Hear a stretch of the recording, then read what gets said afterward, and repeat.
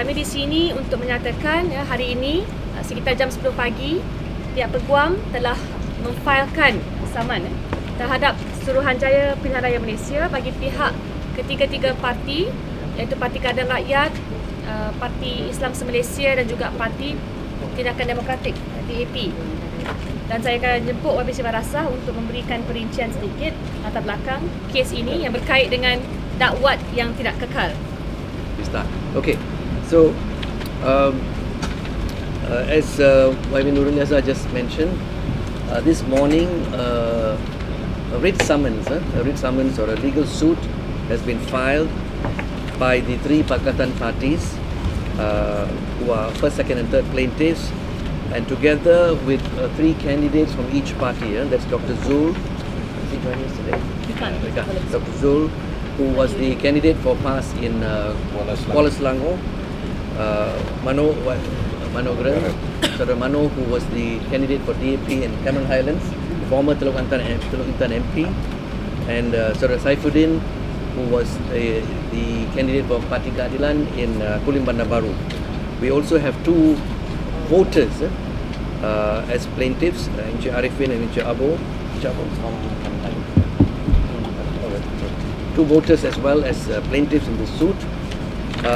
The core issue in the suit, just briefly, is to bring to court what we consider the fraud perpetrated by the Election Commission willfully in relation to the use of indelible ink.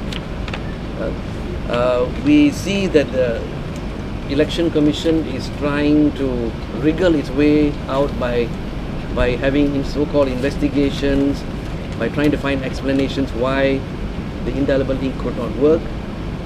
As far as Pakatan Rakyat's position is concerned, this was a willful, a willful act of fraud calculated to make the indelible ink fail. So this is not about negligence, this is not about don't know how indelible ink works, got no experience, this is nothing to do about that.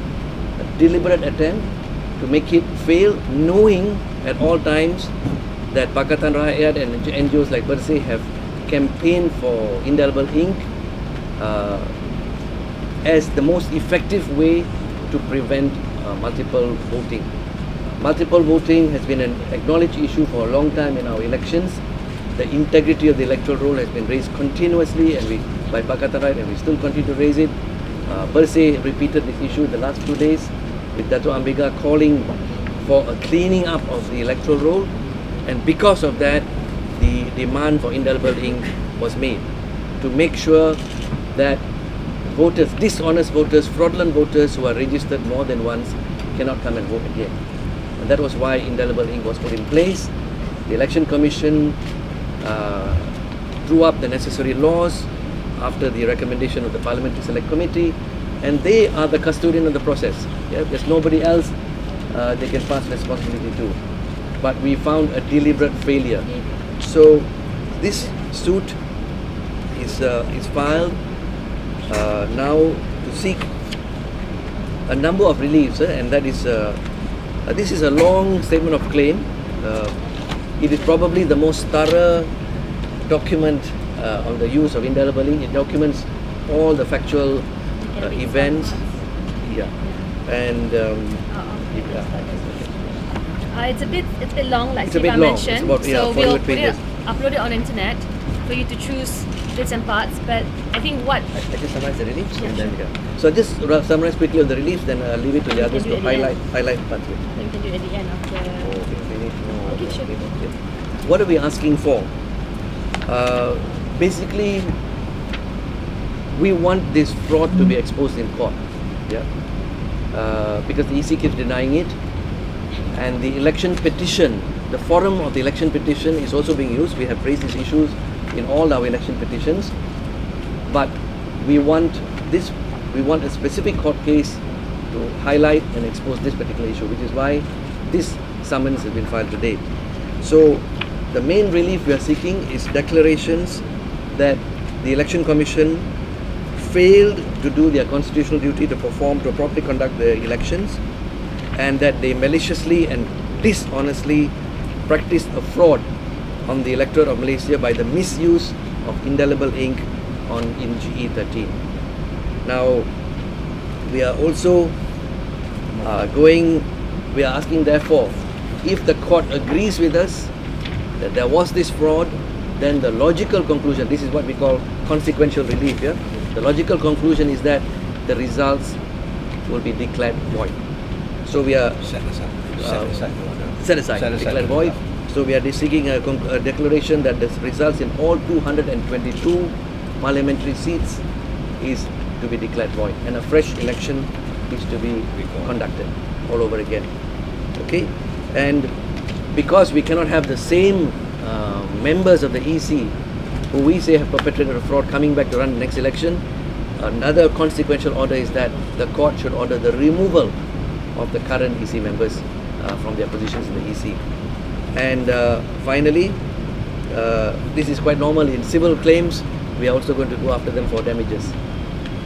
So if the court finds for us in those declarations, we are asking the court to order damages against these defendants, and the defendants we have named are all 7 members of the EC named individually. We are not suing, I want to emphasize this, we are not suing the EC today as an institution. We're not naming Election Commission as a party, although it's a legal entity. We have named the 7 individuals: Chairman Tan Sri Aziz, Timbalan, Dato' Wirawan Haji Wan Ahmad, and all the others. We're suing them as individuals because we are saying you as individuals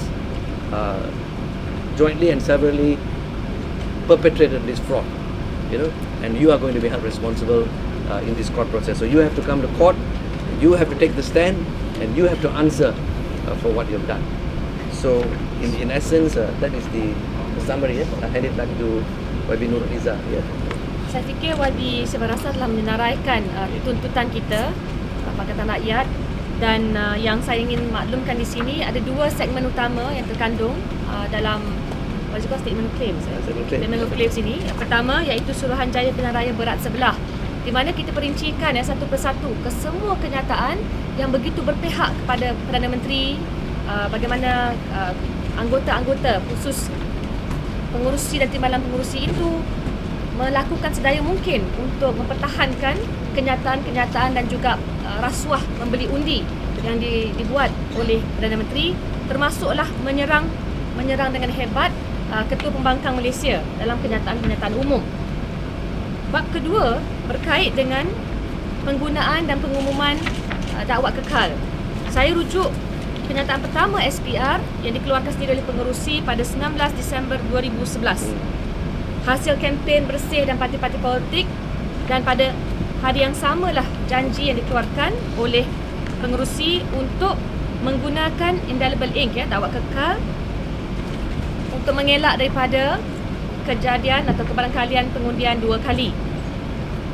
Dan selepasnya memperincikan bagaimana kalau dilihat bawah Section 24A Elections, Conduct of Elections Regulations 1981, semua ini merupakan tanggungjawab bukan sahaja oleh pengerusi SPR, tapi bagaimana apabila mereka telah mendapat maklum tentang ada kejadian dakwat kekal, kesalahan, ada yang boleh ditanggalkan, itu mereka tidak mengikut prosedur yang ditetapkan. Yang selainnya adalah bagaimana perbezaan, pertama 4 hingga 7% silver nitrate, kemudian kurang, kemudian bahan pewarna, saya fikir semua sudah maklum, semua diperincikan dalam statement of claim ini, dan kita ingin menunjukkan bahawa kita melihat isu ini dengan serius dan memastikan satu tindakan keras undang-undang diambil terhadap ke-7 defendant.